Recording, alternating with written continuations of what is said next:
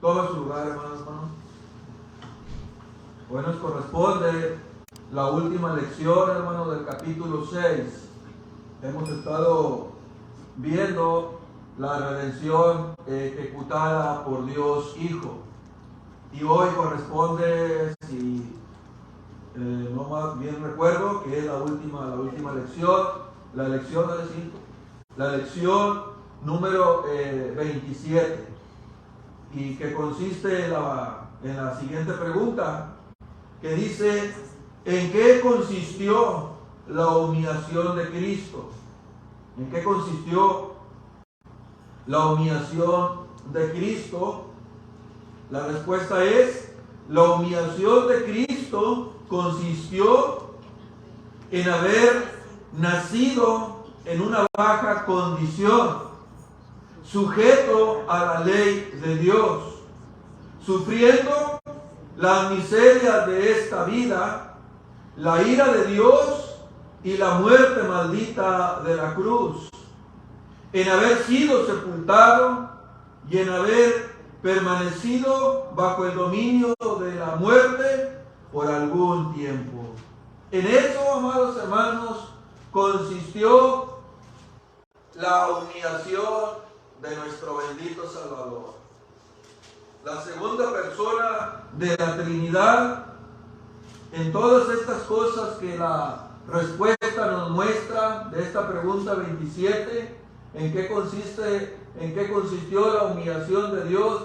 Ya el hecho de haber nacido, ya para él fue una humillación grande, como vamos a irlo desarrollando en esta mañana en 3 partes. ¿Da la siguiente, mismo?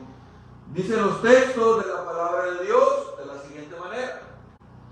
Dice: y dio a luz a su hijo primogénito, y lo envolvió en pañales, y lo acostó en un pesebre, porque no había lugar para ellos en el mesón. Dice la Escritura que cuando Cristo nace, María lo envuelve, comúnmente hoy en día en pañales, lo acostó en un pesebre. Veremos más adelante todas estas cosas, qué es lo que significan, amados hermanos.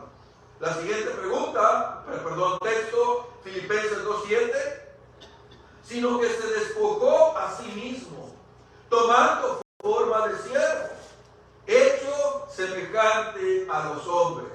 Se despojó él de algunas prerrogativas de su divinidad.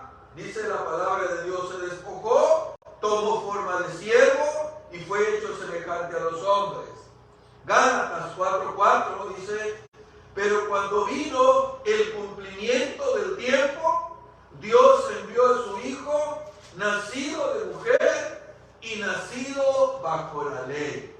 Bajo la ley. Nacido de mujer, y dice que nacido bajo la ley, él también estuvo sujeto como hombre a la ley de Dios. El siguiente texto dice la Biblia: cerca de la hora novena, Jesús clamó a gran voz diciendo: Elí, Elí, lama sabactani. Esto es: Dios mío, ¿por qué me has desamparado? Sufrió el desamparo de nuestro Dios. Otro texto más, dice Filipenses capítulo 2, versículo 8, y estando, en la secuencia del versículo 7, dice: y estando en la condición de hombre, se humilló a sí mismo, haciéndose obediente hasta la muerte, y muerte en cruz, dice el apóstol.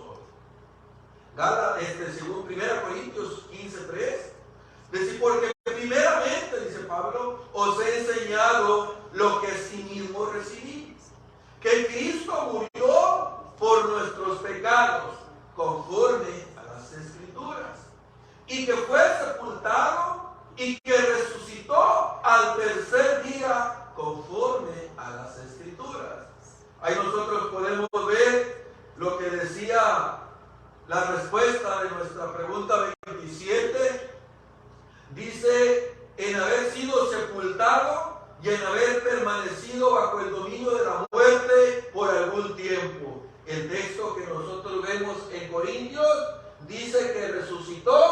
al tercer día. 3 días estuvo nuestro Señor. Estos textos, amados hermanos, hay muchos más.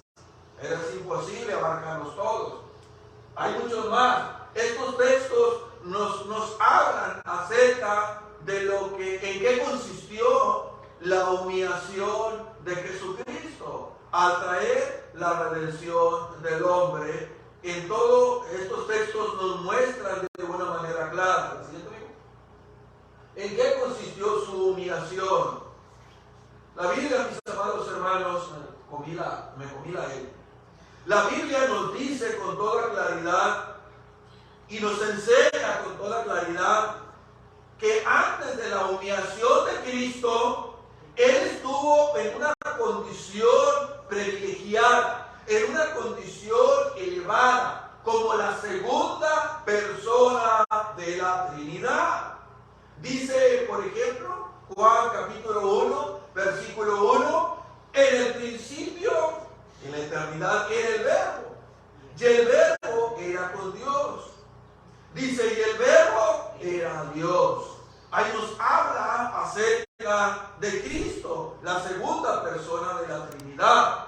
Génesis 1:1 dice, comienza que la tierra estaba desordenada y dijo Dios, sea la luz. Es decir, el Verbo, la acción, habla de Cristo y fue la luz. Y Juan 1:2 nos dice que Cristo es el autor de todas las cosas, el creador de todas las cosas. Otro texto más, Juan 17:5, dice, orando Cristo, ahora pues, Padre, glorifícame tú al lado tuyo, con aquella gloria que tuve contigo antes que el mundo fuese. Entonces, eso nos enseña con claridad, amada iglesia, que antes de que Cristo, antes de su humillación, Él vivió en una condición elevada. Él vivió como la segunda persona de la Trinidad en la presencia de Dios, en un trono de gloria, donde Él era adorado, amados, donde Él era adorado. Estos textos entonces nos muestran el lugar que Cristo tenía y del cual gozaba antes de Él venir a la tierra, antes de ser nuestro Emmanuel, Dios con nosotros, como segunda persona de la Trinidad. Así que de este estado glorioso, Cristo descendió a la tierra para cumplir su misión redentora, de la cual Dios había hablado allá en Génesis capítulo 3, versículo 15, cuando se le prometió la simiente. Así que de esa manera, mis amados hermanos, de ese estado glorioso, Cristo descendió. Toda su permanencia en la tierra fue fuera del trono de su gloria y en los cielos, toda permanencia en la tierra. Todo lo que Él vivió aquí constituye el estado de su humillación. El estado de su humillación. Porque para Él rebajarse a tomar un cuerpo humano, ya para eso, hermano, es humillante para la segunda persona de la Trinidad. Humillación a la cual Él se sometió y lo hizo de una manera voluntaria. ¿Se acuerdan de aquella oración que Él hizo en el huerto del Getsemaní? Que Él dijo al Padre, Padre, si es posible, pasa de mí esta copa, pero no se haga como yo quiero, sino como tú. Así que Él le dio la copa, hermanos, por cada uno de nosotros. Así que esa humillación fue en beneficio de los pecadores como nosotros, sin esperanza de salvación, movido solamente por un intenso amor incomparable, incomprensible, cuando la Biblia dice, con amor eterno te he amado, por tanto te prolongué mi misericordia. Mas Dios muestra su amor para con nosotros, en que siendo pecadores, Cristo murió por nosotros. Dice Romanos 5:6, dice, porque Cristo, cuando aún éramos débiles, a su tiempo murió por los impíos, aclara Pablo. Primera de Juan, en el capítulo 4, versículo 10, en esto consiste consiste el amor, dice Juan. No en que nosotros hayamos amado a Dios, sino que Él nos amó a nosotros y envió a su Hijo en propiciación por nuestros pecados. Él nos amó primero. Porque el hombre, amados, dice la Escritura, que por naturaleza es aborrecedor de Dios. Por naturaleza es aborrecedor de Dios. Así que vamos a ver en primer lugar, vamos a ver que la humillación de Cristo principió su humillación por haberse tomado un cuerpo humano. A partir de ahí, hermano, a partir de ahí principió la humillación de Cristo. A partir de ahí, por haberse tomado un cuerpo humano, por haber adoptado un cuerpo humano, a partir de ahí Él empezó su humillación. Vemos la concepción, dice el texto, que dice, el nacimiento de Jesucristo fue así. Estando desposada María su madre con José, antes de que se juntasen, se halló que había concebido del Espíritu Santo. José su marido, como era justo y no queriendo infamarla, quiso dejarla secretamente. Pero más adelante dice que el ángel habló, Dios habló que no la dejara, porque lo que estaba gestado era por producto del Espíritu Santo. Pero la concepción de Cristo se da de esa manera. Había concebido, dice, por el poder del Espíritu Santo. ¿Qué significa? Bueno, pues amados, esto quiere decir que por el poder de Dios, por el poder infinito de la tercera persona de la Trinidad, del Espíritu Santo, pudo formarse en el vientre de esta mujer pura, virgen, un bebé puro y santo. Puro y santo. Es lo que nos dice la Escritura. Sin participar en el pecado original. ¿Por qué? Porque el hombre es el que engendra. Pero él fue engendrado por el poder del Espíritu Santo. Por el hecho de ser obra del Espíritu Santo y no de un pecador. Y hemos leído algo que Spurgeon dijo, no había de otra manera en que pudo haber nacido. Es que no existía de otra manera. Porque si hubiera sido de un padre pecador, pues ¿cómo podría, dice Spurgeon, tener una naturaleza sin pecado? Era imposible, porque el hombre está caído. Él es nacido de una mujer para que fuese humano, dice. Nació de una mujer para que él adoptara una naturaleza humana, pero no de hombre, para que no fuera pecaminoso. Así que él nació de una mujer para adoptar una naturaleza humana, pero por el poder del Espíritu Santo, para que fuese sin pecado, para que él pudiera redimirnos. La siguiente. Era necesario, mis amados, que nuestro bendito Salvador, nuestro bendito Redentor, naciese sin pecado por dos razones principales. Por dos razones. La primera, porque su naturaleza humana tenía que subsistir unida a su naturaleza divina como el Hijo eterno de Dios. Tenía que haber unidad. Era imposible, mis amados, que la naturaleza divina pudiera habitar en una naturaleza corrompida. Por eso fue concebido por el Espíritu Santo. Así que, por esa razón, porque su naturaleza humana tenía que subsistir unida a la naturaleza divina. La segunda razón, porque había de ser ofrecido en sacrificio por los pecados del mundo entero. Había de ser sacrificado. Y este sacrificio, ¿cómo tenía que ser? Bueno, tenía que ser sin mancha y sin contaminación, tal como se había presentado cada uno de los animales en el Antiguo Testamento. ¿Qué dice, por ejemplo, Hebreos capítulo 7, en el verso 26? Dice el escritor, porque tal sumo sacerdote, hablando de Cristo, nosotros lo vimos el domingo antepasado, cuando hablamos del sacerdocio de Cristo, porque tal sumo sacerdote nos convenía, santo, inocente, sin mancha, apartado de los pecadores, hecho más sublime que los cielos, dice el escritor de los Hebreos. Dice que no tiene necesidad cada día, como aquellos sumos sacerdotes, de ofrecer primero sacrificio por sus pecados y luego por los del pueblo.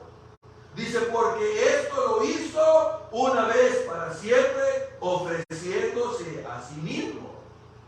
Otra escritura, allá, por ejemplo, en primera carta de Pedro, en el capítulo 1, en el verso 18, dice, sabiendo, Pedro, que fuiste comprado del mercado de esclavos, sabiendo que fuiste rescatado de vuestra manera de vivir, la cual recibiste de vuestros padres.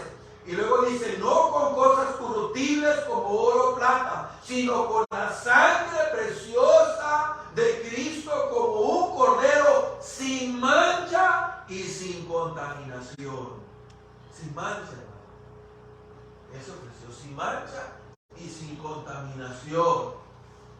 De esa manera Cristo tenía que ofrecerse. Era necesario que naciese sin pecado por esas razones, porque él había de ser ofrecido en sacrificio por los pecados del mundo entero. Por eso tenía que ser sin mancha y sin contaminación. Entonces nosotros vemos ahí su concepción.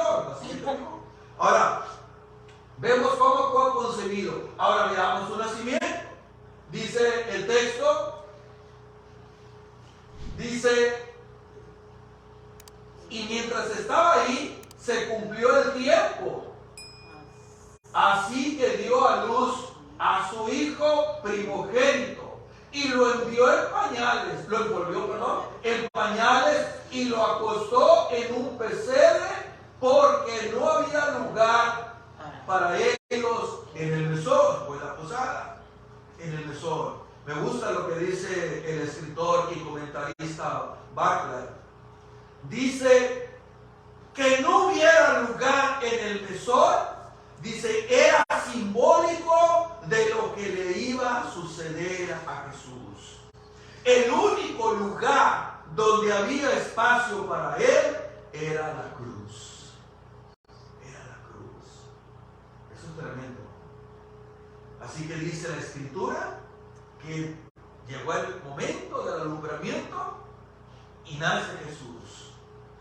Dice su primogénito, no unigénito. Es decir, que tuvo más hijos María. Dice, y lo envolvió en pañales. Dice, y lo acostó en un pesebre porque no había lugar. Tú dejaste tu trono y corona por mí, dice un canto, al venir a nacer en Belén. Así que Lucas, hermanos, ¿qué nos muestra aquí? Lucas describió el acontecimiento profundamente más significativo en toda la historia hasta ese momento. Aquí nos presenta Lucas este acontecimiento.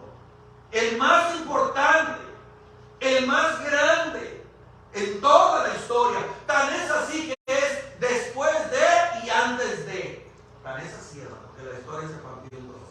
Después de Cristo, antes de Cristo y después de Cristo. El grande acontecimiento, el nacimiento del Dios hombre, Jesucristo. De manera asombrosa, pero sencilla, como lo describe Lucas. De manera asombrosa, sencilla, directa, sin adornos, e incluso con escasas palabras, porque son escasas palabras. Dice que se cumplió el tiempo, dio a luz su hijo primogénito, le puso pañales, lo acostó en un pesebre porque no había lugar en el mesón. Pocas palabras, de manera clara y entendibles. Lucas simplemente dijo que María dio a luz a su primogénito. ¿Qué nota ahí, hermano, en ¿Nota el glamour? No. No aparecieron ángeles como más tarde se le aparecerían a los pastores, pero en el nacimiento de Cristo no aparecieron ángeles. No sonaron las trompetas celestiales, ni la música de los ángeles, de los arcángeles, no. Quizás el bramido de las bestias, de los animales que había ahí, pero no apareció eso. Ninguna voz del cielo anunció el nacimiento del Hijo de Dios, como aquella voz que se apareció cuando Cristo fue bautizado. Pero usted no mira nada de eso. O si dice el texto, no dice nada de eso. Nada. Simplemente con la única compañía de su joven esposo, lejos de su familia y amigos, en las más primitivas condiciones, una joven muchacha, dice la Biblia, que dio a luz a su hijo primogénito. Así, la segunda persona de la Trinidad, hermano, pasó de la eternidad al tiempo y al espacio. Wow. ¿Se imagina usted? La segunda persona de la Trinidad pasó del tiempo y al espacio. El tiempo donde sucedieron los hechos, el espacio como sucedieron. Tremendo. Y como era de costumbre, no agarró los Clean Bebé, ni los Huggy Supreme, no, ni los Pampers. No. Dice que lo envolvió en sus pañales. Pero ¿qué tipo de pañales eran? Mis amados, eran tiras de tela que se usaban para atar y ceñir al bebé, así para mantenerlo calientito y sobre todo asegurado. Eran tiras de tela de prenda. El hecho es que Jesús, hermano, lo trataron como a cualquier bebé. Como cualquier bebé. Él no fue vestido con ropas reales de seda, no, sino con envolturas que otros bebés usaban en aquel tiempo. De esa manera fue él envuelto en los pañales. Después de que eso hace María, como dice el texto, de cargar y de volver a su hijo, dice que lo acostó en un pesebre. La palabra patné para pesebre significa, mis amados, un comedero. Es lo que significa la palabra griega, patné. Es decir, que María puso a Jesús en un comedero de animales, que lo usó como un portabebé. Ahí fue donde fue recostado Cristo, porque María fue obligada a dar a luz en un lugar, hermano, en un lugar así, porque no había lugares disponibles. No había lugares disponibles. Así que ella fue a dar a luz en el único lugar que estaba disponible en ese momento. ¿Y cuál era? El sitio donde albergaban a los animales de los viajeros, porque Jerusalén estaba llena en ese tiempo. En ese lugar Cristo estaba. Así que cuando Jesús vino al mundo, nació, amados, en las condiciones más incómodas. ¿Por qué? Podemos ver y darnos cuenta que nació en ese lugar una guarida maloliente, quizás el olor a estiércol, a humedad, maloliente, sucia, gélida porque estaba frío, rodeada de bulliciosos animales, vacas, borregas, qué sé yo. Pero esta fue una entrada apropiada, una entrada simbólica, hermano, literal, pero que representaba algo también. Esa fue una entrada apropiada porque presagiaba algo. Cristo dijo más adelante, ya en el ministerio, Lucas 9:58, el Hijo del Hombre no tiene dónde recostar su cabeza. No tiene. Y luego Juan 1:10 dice, aquel que en el mundo estaba, Cristo, dice, y el mundo por él fue hecho, pero el mundo El mundo no lo conoció. Mateo 20:28, el Hijo del Hombre no vino para ser servido, sino para servir y dar su vida en rescate por muchos. Primera de Pedro 2:24, dice: aquel que cargó con nuestros pecados en su cuerpo sobre el madero, para que nosotros, estando muertos a los pecados, vivamos a la justicia de Dios. Así que su humillante nacimiento fue apropiado, amados. Fue apropiado para Jesús, que vino a morir, como dice la Escritura, como un sustituto en lugar de despreciables y humildes y miserables pecadores. Porque todo eso, aunque fue literal, pero también, hermano, representaba lo que es nuestra condición como pecadores. Ese fue, hermano. Su humillación principió por haberse tomado un cuerpo humano. Vemos cómo fue su concepción y hemos visto cómo fue su nacimiento. Me encanta, hermano, como dice un himno antiguo que se titula Palacios de Marfil. Dice: de los palacios de marfil a un mundo lleno de dolor, tan solo su grande y eterno amor hizo a mi Salvador venir. Qué hermoso. Qué hermoso es lo que Cristo hizo. Veamos en segundo lugar. En segundo lugar, principió su humillación al despojarse a sí mismo de todos sus privilegios. Primero dijimos que fue a raíz de tomar un cuerpo humano. En segundo lugar, al despojarse, amados. Aunque plenamente Dios se despojó de sí mismo, dice la Biblia. Se despojó. La palabra que no para despojó significa desprenderse completamente de algo.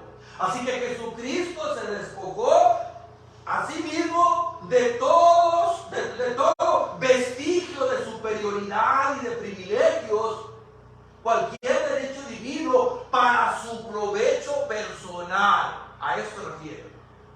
De todos sus privilegios divinos para su provecho personal. ¿Qué le dijo Satanás en la tentación? Dile a esas piedras que se conviertan en pan. Él tenía el poder para hacerlo. No lo hizo. No lo hizo. Él se despojó, hermano, a sí mismo de todo vestigio de superioridad y de privilegios. Jesús se despojó a sí mismo de solo algunos derechos divinos, no de su deidad, obviamente. No de su deidad, pero sí de algunos privilegios. Él siempre ha sido y siempre será Dios pleno y eterno, como Pablo lo declaró, mis amados, en todas sus epístolas. Así que los cuatro evangelios, entonces, ¿qué nos muestran? Dejan claro que Cristo no abandonó su poder divino para realizar milagros. Cristo no abandonó su poder divino para perdonar pecados o conocer la mente y el corazón de los pecadores. Cristo no abandonó ese poder porque Él lo tenía.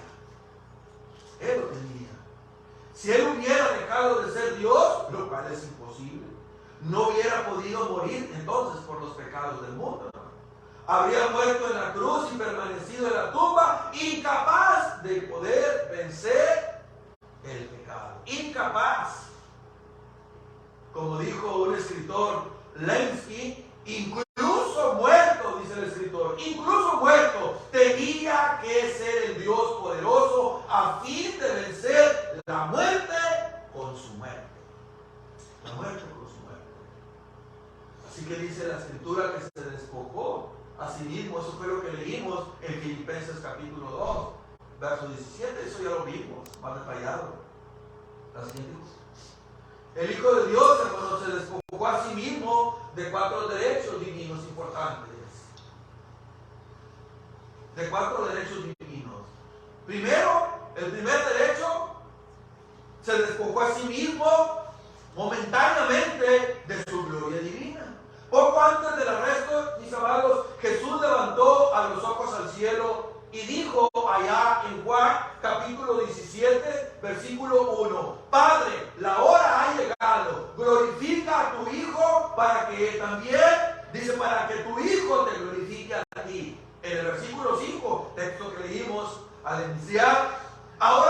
Padre, glorifícame tú al lado tuyo con aquella gloria que tuve contigo antes de la fundación del mundo. Él tenía su gloria y se despojó de eso. Así que Él renunció a todo su esplendor celestial para sufrir su muerte despreciable y dolorosa en una cruenta cruz. Él se despojó de esa gloria, del canto de los serafines, de los arcángeles, de toda esa adoración, amado, se despojó de eso. Él decidió no hacer uso de todas esas facultades, de todo su poder omnipotente. Él se distinguió, mis amados, inmutable durante su ministerio en la tierra. De esa manera se despojó. Vemos también, en tercer lugar, que Él se despojó de sus riquezas. ¿Qué dice la Biblia en 2 Corintios 8:9? Dice, porque por amor a vosotros se hizo pobre.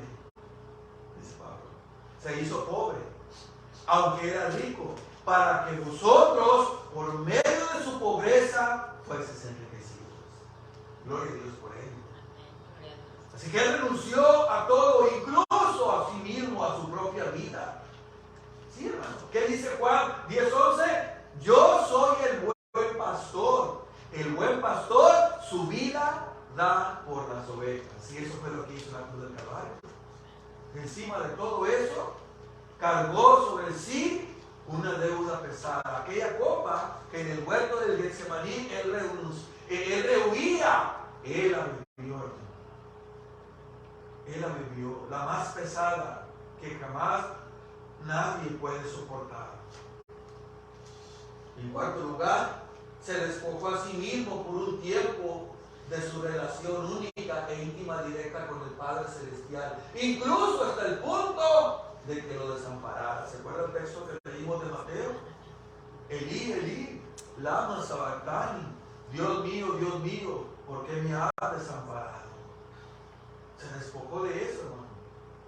Dice 2 Corintios 5:21, al que no conoció pecado, por nosotros lo hizo pecado, para que nosotros fuésemos hechos justicia de Dios en él. Entonces, de esa manera, mis amados, Cristo se despojó de esos privilegios, se despojó de su gloria, se despojó a sí mismo del ejercicio voluntario de algunos atributos divinos, mandó de su esencia, de su deidad. Se despojó de sus riquezas, de su relación única, íntima que tenía con el Padre. Por amor, hermano, a nosotros. En tercer y último lugar, principió su humillación, quedando sujeto a la ley como todo hombre. De esa manera, Cristo quedó sujeto a la ley. Qué tremendo. Pero cuando vino el cumplimiento del tiempo, Dios envió a su Hijo, nacido de mujer y nacido bajo la ley. ¿Qué dijo Cristo? No penséis que he venido a abrogar la ley o los profetas. No he venido para abrogar, sino para ¿qué? Para cumplir. Así que Él quedó sujeto y la cumplió al pie de la letra. Por eso su justicia nos es imputada por fe. El hombre por sí solo no podía cumplirla, pero Él la cumplió perfectamente. Así que como todos los hombres, Jesús tenía la obligación de obedecer la ley de Dios. Por eso los fariseos siempre le recriminaban: oye, que mira que tus apóstoles, tus discípulos comen con las manos sucias, y Cristo siempre le refutaba. Siempre le refutaba. Cristo cumplió la ley. A diferencia de todos, no obstante, Él se mantuvo una obediencia perfecta. Perfecta a la ley de Dios. Él obedeció en todos los aspectos la ley de Dios. Su naturaleza inmaculada, santa, libre de pecado, hizo de Él el sacrificio perfecto perfecto por los pecados. Por eso dice el escritor, por eso tal sumo sacerdote nos convenía, santo, sin mancha, apartado de los pecadores. Tal sumo sacerdote nos convenía. Él cumplió toda la justicia. ¿Se acuerdan que le dijo a Juan el Bautista, yo necesito que tú me bautices, si tú vienes a mí? Él le dijo, es que así debe de ser para cumplir toda la justicia. Él cumplió con todo, hermano, esa justicia perfecta. Ahora Cristo, en su resurrección, nos la imputa a todo aquel que cree por la fe. Nosotros no podíamos vivir la ley, es imposible. No se puede, hermano, porque la ley no fue diseñada para eso.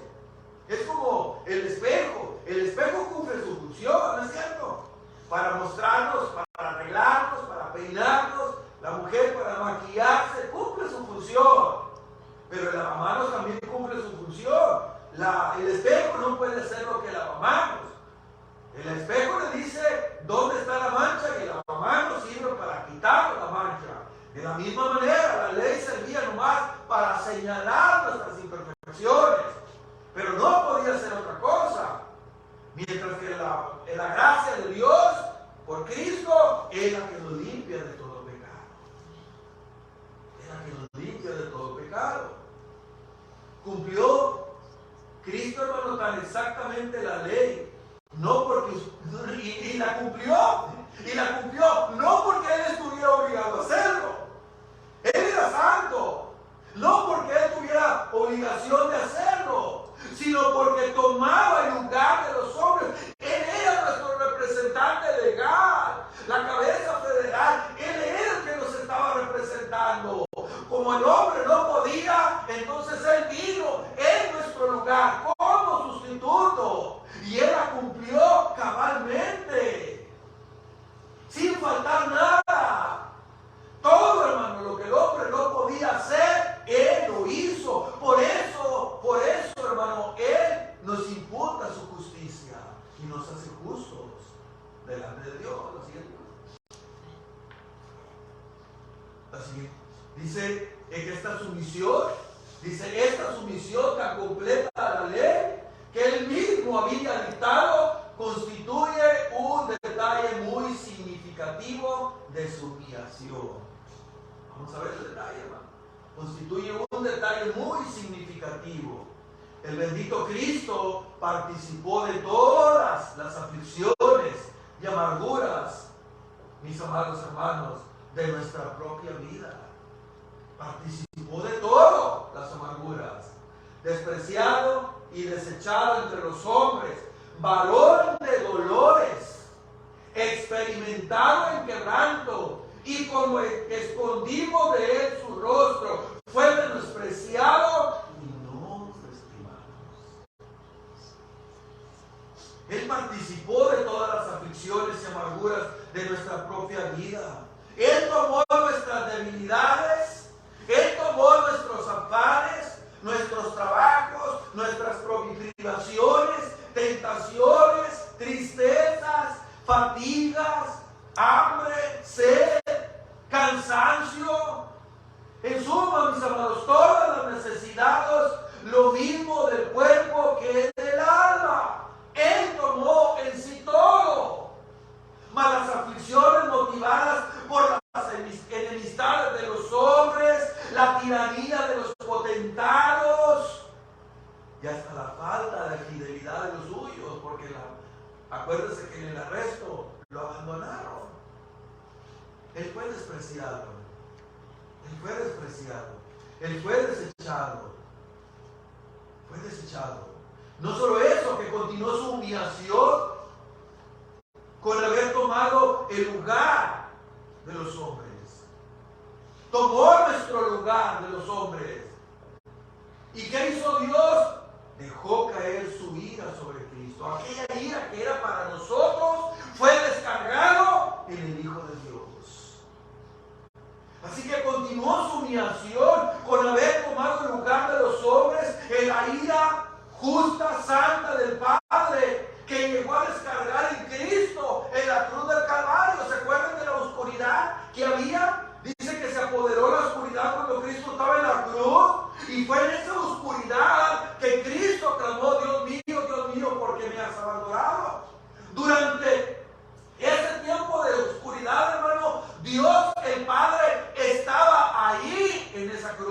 estaba donde estaba su hijo. Dios el Padre estaba ahí estaba en esa cruz, pero no estaba para consolar a su hijo. No estaba ahí en calidad de consolarlo, no, hermano, sino en castigarlo a él por culpa de nosotros. Por culpa de nosotros. Jesús fue completamente desamparado en su naturaleza humana por el Padre. Dios el Padre no podía tener comunión con él en ese momento mientras él estuviera siendo hecho pecado por nosotros. Mis amados hermanos, la santidad de Dios no le permite tener comunión con el pecado. Y esas tinieblas es lo que simboliza. Y en ese momento en que Cristo estaba suspendido entre el cielo y en la tierra, estaba suspendido porque estaba colgado de esa cruz, Jesús estaba siendo hecho pecado por nosotros. Al que no conoció pecado, dijo Pablo, al que no conoció pecado, por nosotros Dios lo hizo pecado. Y ese fue el alto costo que Dios estuvo dispuesto a pagar. ¿Sabe por qué? Por nuestra salvación. Mis amados hermanos, solo Dios pudo absorber el peso de su propia ira. Hace poco leí un videoclip de un hermano, no recuerdo su nombre, y el hermano hacía la pregunta: ¿de qué te salvó Dios? ¿De qué te salvó? Y dicho sea de paso, hermano, ¿de qué nos salvó Dios? Dice, muchos dicen, Dios me salvó de que mi hogar se destruyera. Dios me salvó de que las finanzas se me perdieran. Dios me salvó de mi pecado. Dios me salvó. No, Dios no te salvó de eso, hermano. Dios no le salvó de eso a usted y a mí. Dios le salvó, ¿sabe de quién, hermano? ¿Sabe de qué le salvó Dios? De Él mismo. De Él mismo le salvó Dios. El hombre, hermano, tiene un problema serio. Debemos entender eso. Y el problema del hombre es el pecado. Y Dios es santo. Y uno de los dos tiene que ser destruido. Y dice el hermano, ¿y Dios no va a hacer? Dios no va a hacer. Así que, ¿qué hizo Cristo? Él mismo absorbió la ira. Dios nos salvó de Él mismo, de su propia ira. Así como cuando le dijo a Moisés, Señor, muéstrame tu gloria. Y Dios lo puso en una entendedora, pero de una manera puso su mano para que la gloria no le pegara. Así que Dios con una mano retuvo su ira. Y con la otra, hermano, por medio de Cristo, Cristo absorbió toda la ira de Dios. Así que Dios nos salvó de su ira. Dios nos salvó de Él mismo. Solamente Dios podía absorber el peso de su ira. Y Él estuvo dispuesto a pagar, hermano, ese precio en la persona de su amado Hijo. ¿Y sabe por qué? Para salvarnos a nosotros. Para salvarnos. Concluyo. El Santo de los santos, el Rey de los reyes, el Señor de señores, tuvo que humillarse de manera tan completa para tu bien y para mi bien. Decía Pablo que fue sepultado y que resucitó al tercer día conforme a las Escrituras. Y todavía, hermano, fue sepultado en una tumba prestada. Hasta ese grado es humilde. Hasta ese grado. Pero para nuestro bien. Solo para nuestro bien. Por eso, bendito sea nuestro amoroso, divino, lindo, precioso Salvador, por su inmenso amor para con nosotros. ¿En qué consistió la humillación de Cristo? La humillación de Cristo consistió en haber nacido en una baja condición, sujeto a la ley, sufriendo las miserias de esta vida, sufriendo la ira de Dios, sufriendo la muerte maldita en una cruz, porque escrito está: maldito todo aquel que es colgado de un madero, dijo Pablo. Se humilló en haber sido sepultado y haber permanecido bajo el dominio de la muerte por esos días. De esa manera se humilló por cada uno de nosotros.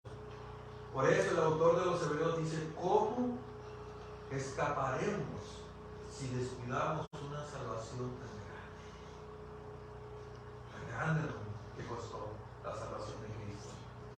Bendito sea el nombre de Jesús por darnos una salvación tan completa. Alabado sea su nombre. Amén. Póngase de pie en esta mañana. Vamos a